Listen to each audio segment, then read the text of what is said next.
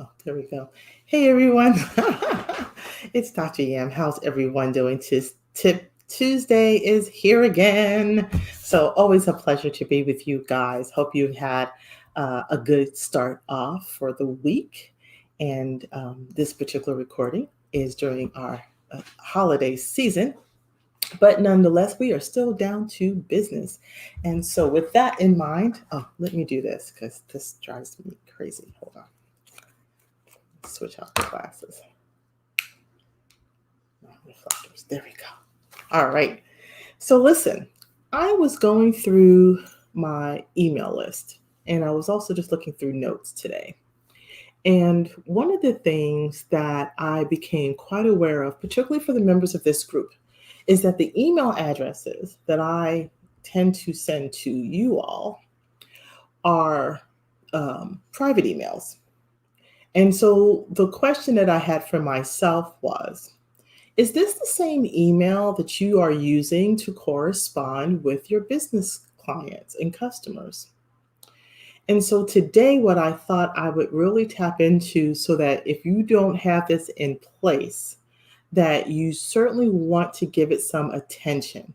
And I'm going to tell you why, because there's a little word on the street that I heard about that you might want to be interested in. So stay tuned for that before I leave you all today. So today's topic is be a better emailer. And how is it that you can increase your chances of hitting your clients' inboxes more successfully? So I want to just give you a couple of tips that you may want to consider taking into the new year or any time of year for that matter. So that being said, the first thing to know is email addresses themselves. Many of us subscribe to free email accounts. There's Google, there's Yahoo, there's Hotmail, there's Outlook, there's a bunch. And while those are all well and good for personal emails, those for business, nah, not so much so. Here's the reason why. My first pet peeve, if you want to call it that, is it's just not professional. Yes, I even noticed that you put your business name in the Gmail account and you think you did good. Well, not really. You only half good. I'm going to give you half credit for the fact that you've made an effort to do that. However, it doesn't look as professional as saying it's coming from a business domain or your domain for your business. So that's where today's biz tip comes from. So when we think about corresponding with your customer's perspective and otherwise, because remember, you're going to be doing a lot of transactions if you're not already in that habit. But transactional emails, as well as promotional emails, as well as maybe account notification emails. So there's going to be these different purposes for when you would send correspondences. If you're not using an email automation system and you're simply using your generic personal email accounts or those from off of those other brands, it may cause you some problems down the road, hence what's coming down the road. So step number one is identify the fact if one, are you or are you not using a business email domain to manage and do your correspondence? That's a self question, yes or no. If the answer is yes, then indulge me in listening further on with this video. For those of you who are not, I want you to listen up. Step one is if you should already have a business website, you should have something that is reflecting that you are a business entity, that you are registered in some way, that you have a web presence. No matter what type of business you have, you should have a web presence. If COVID-19 didn't teach you anything in 2020, then it was, I damn sure better have a website. I don't care what type of business you have. Okay.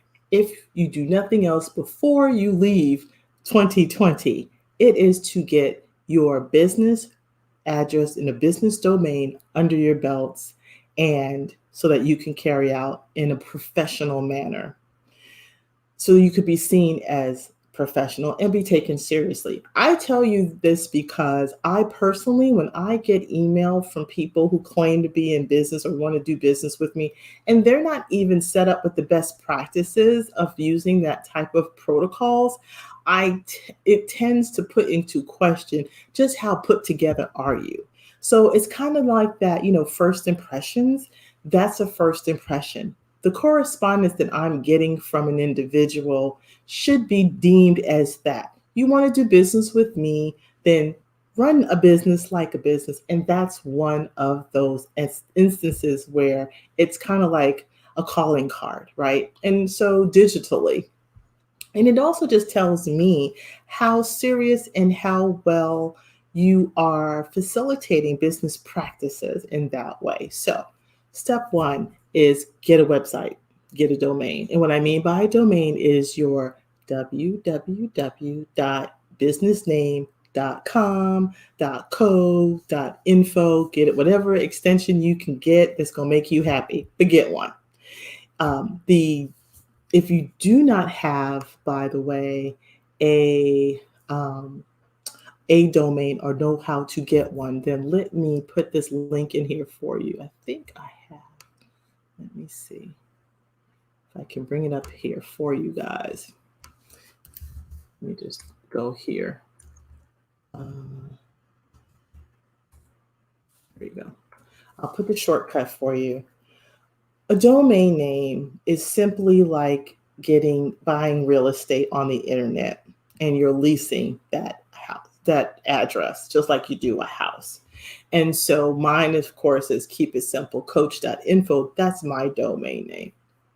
And so I rent that space, I lease that name, I pay an annual fee, very nominal, but now it's mine. Nobody else can use that address. Only one person can live in that house at one time, and that's me. So, because I own it. So as long as you pay your annual lease or payment to that domain, you have it and it's yours to go. And it's going to allow you to do primarily two things. As I'm searching here for here we go. Here we go. So here is, I'll put the shortcut in here for you guys. So here is a place. If you don't have a domain, meaning you do not have your business address up yet, I want you to simply go here. Go to bit.ly/namecheap Dr. Yam. Go there, and you can get a name for $8 on a good day, 12, 20 bucks on a not so good day, but get one. Okay. You can write it off on your business expenses, but get you a domain. All right. That's step number one. Once you've gotten your domain, two things are going to happen, obviously. You then have the ability to set up a website and be able to use that name as the mailing address via the email, the website, www.yourbusinessname.com. Okay. In addition to setting up your web presence for a website, you also have to take the next step and set up a post office for your business. So instead of you setting up and using a domain like the Gmails, Hotmails for business, no, you want to take that same that same domain rather, and you want to establish a post office for your business. And that is very simple to do with the same domain. Now, Namecheap, the one that I just mentioned, where you can get the domain from, it's like a GoDaddy. There are different hosts out there. So they are the host of renting you your name. Many Namecheap hosts a place where you can establish your own post office. And they use a platform. So once you get your domain, then this next step that you're going to want to do is go here to privatemail.com, and it's very simple to do. follow the directions, you could get your post office email address set up for like $12 a year. $12, people. Okay. So really no excuses. So once you've established your post office box by setting up your domain, it's going to ask you, well, what's your domain name? And you're going to type in the domain name, www.yourbusiness.com. And then it'll just give you a couple quick questions, set it up, boom, you're good to go.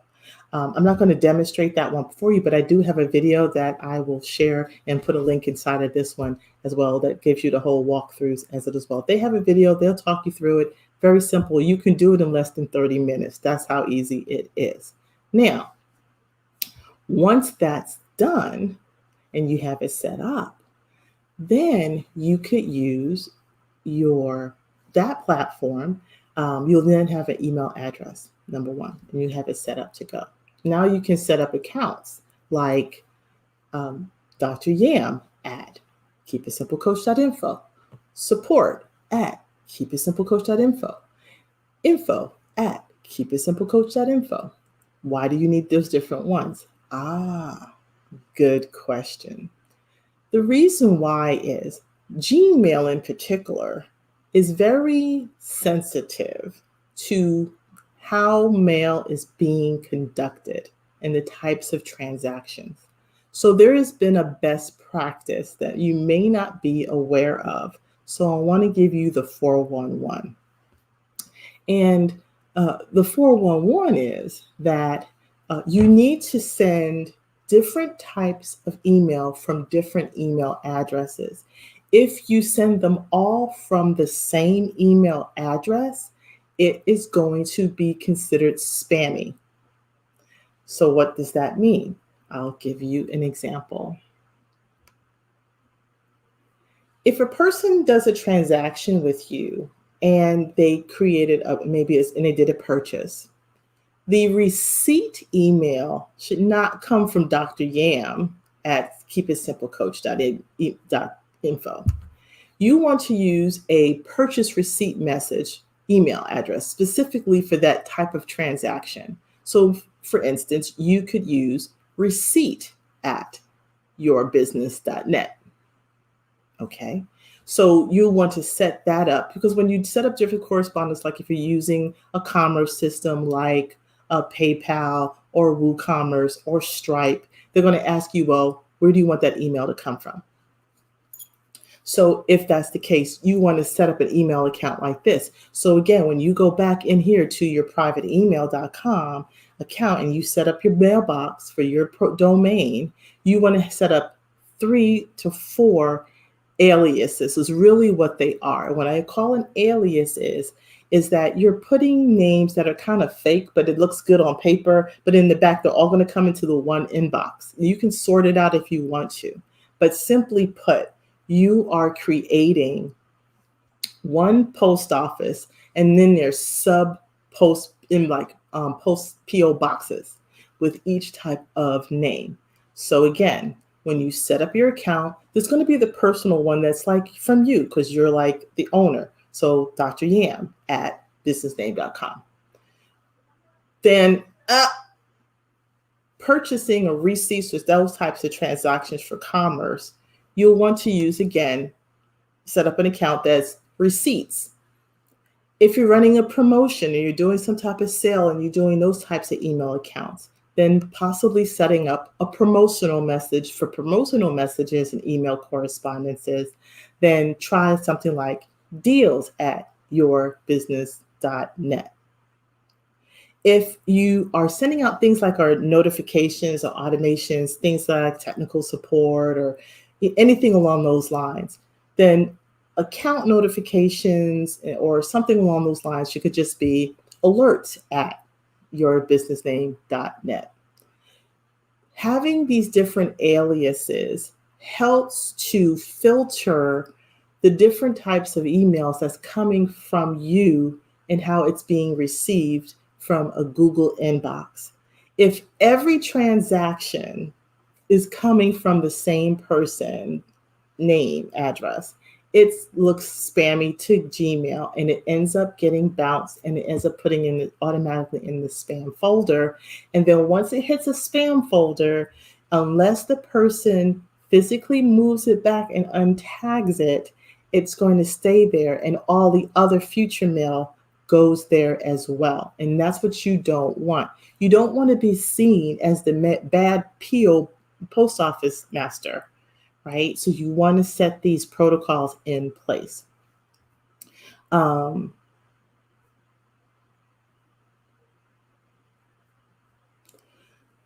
So therefore, it is best practice that you use your business domain to run business email automation. So this also means that you really don't send when you're doing bulk. Like I send you newsletters, I send out other correspondences or updates when I'm doing events and I have subgroups of people. Those are bulk messages.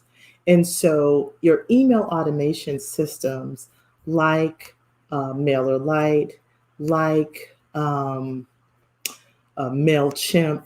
like ConvertKit, all of those. You want to, sorry guys, I'm just looking for my other list here. You want to set those up inside of there as well. So there's a need for you to want to have it all set up so that it will come through there as well. Now, there's also, by the way, hold on, oops, my screen just popped at me.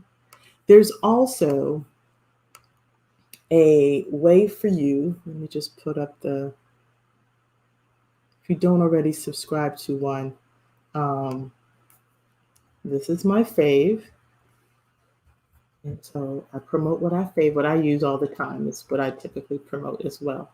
So here again, if you don't have an email automation system already, then I highly suggest you try MailerLite. So go to bit.ly.MailerLite.Yam and you can get a free account. But honestly, pay the darn $10 a month and get all the features and functions and unlimited for $10 a month. So what are we at so far in cost? We're still under $50, just if you're counting. Okay. Because the domain name, setting up your email post office, getting an automation system, all under $50. So therefore, for you to say to anybody that I can't afford it, then you're either not doing business really well, that you can't afford a $50 investment in running a business with some good practices. If you have some challenges, always know, call on me. And I will certainly help you out because that's what I do. Keep it simple, coach.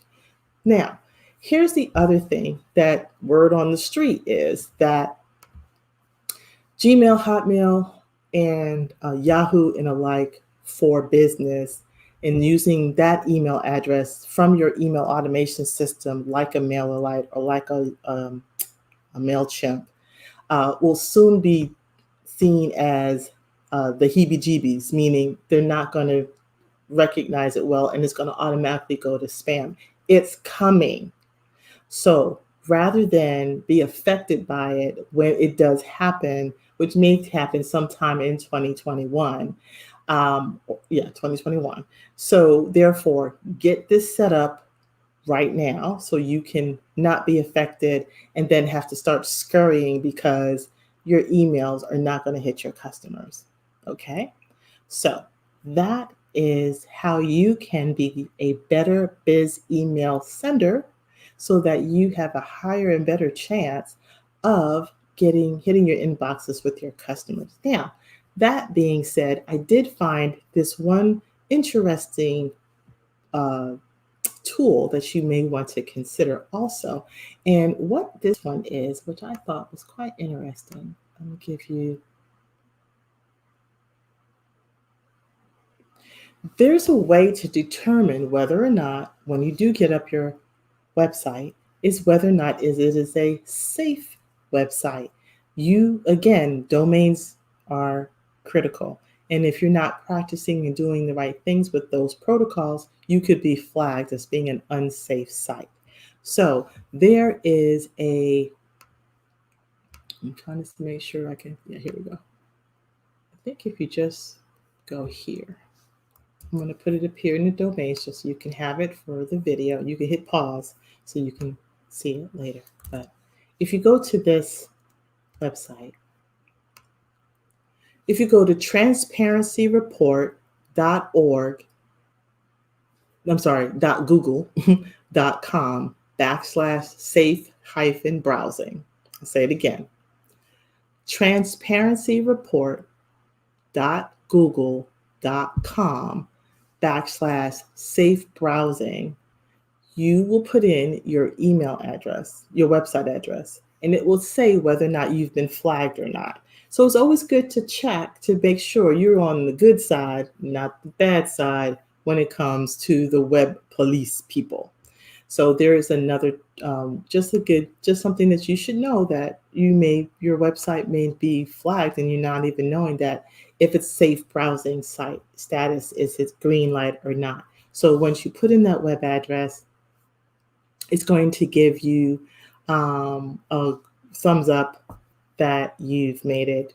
And if it's red, then you got some work to do. And it will tell you what some of those instances might be. But it just lets everybody know it's working so that people can safely roam your website. You should also already have a secure website, meaning you should have a little, at least when it comes to any commerce and engagement on your site, you should have the little block appearing when you are doing so as well. So that's another safety precaution. So anyway, that's the word on the street, is you want to make sure that you're doing your best job of sending out correspondence so that you have a higher ability of being able to sending your correspondence to your customers, and that they're actually hitting the inboxes, and also that you're using an automation system for anything that's considered bulk mail. Now, yes, there are some tools. I just don't happen to subscribe to them. But yes, there are tools out there. There are extensions, Chrome extensions. I speak to Google because that's what I typically use. There may be others with Firefox and the alike, but there are some tools and Chrome extensions. One is called, I think, Gmass, where you can do mass emailing from your Google account itself. Now, it's fine if you're using the Google Suites, or what they now call Google Workspace. Again, your domain is present there and you're generating email from the domain name and not a Google account. So there lies an opportunity, if you didn't want to subscribe to an email automation system like a MailerLite or like a MailChimp or ConvertKit, then there are some Chrome extensions out there that can help you facilitate it the same. However, if I'm not mistaken, it is still using a Google paid platform, which is the Google Workspace, which is for businesses, which is what I have as well. So all of my information comes through there. Anyway, so there's some other opportunities, and just think about how you are currently conducting your email correspondence. Make sure that you have the best things in place. If you're having any struggles in any way, shape, form, or fashion, always know that you can reach out to me, Dr. Yam, your Keep It Simple coach. You can find me at keepitsimplecoach.info. And you can also please join us over at the smallbizsociety.info. That's where our newbie entrepreneurs who do it themselves, DIY style, with a little help from me, Dr. Yam, your Keep It Simple coach. Now, if you happen to be watching and you have not launched your business yet, do not despair. I have a space designed specifically for you.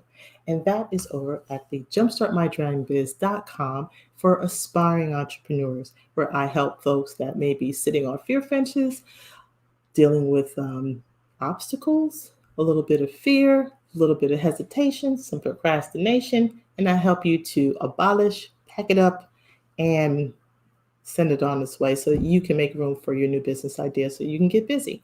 Anyway, this is Dr. Yam. I am your Keep It Simple coach. This has been another Biz Tip Tuesday. It's been my pleasure. And until next time, let's get busy.